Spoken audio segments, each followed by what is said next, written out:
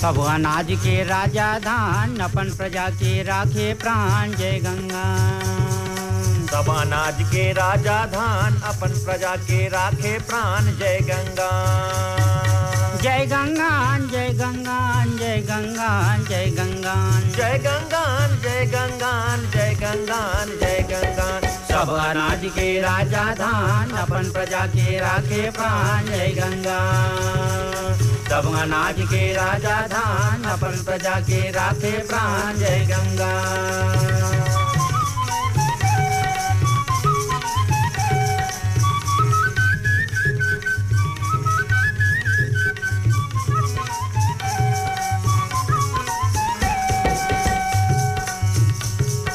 चिला बोबरा फरा बनाए चौसेला स्वादिष्ट पुलाव जय गंगा।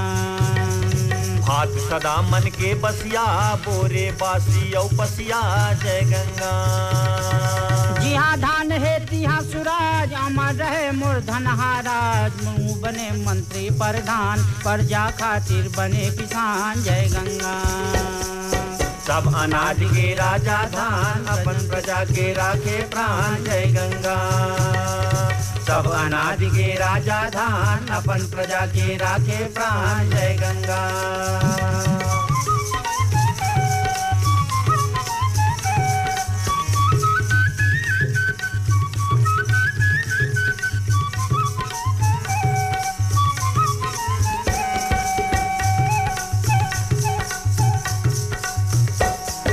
सरस सुहारी भरे परात कभू अघावे नहीं बरात जय गंगा।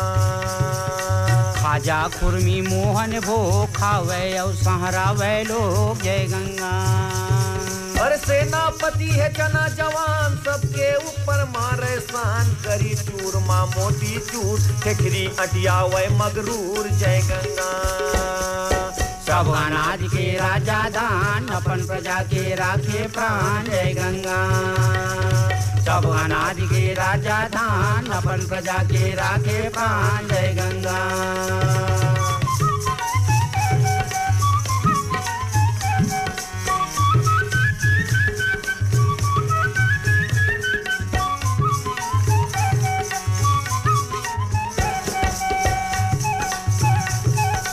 राहिर तो है लंबरदार बने भात के है लगवार जय गंगा।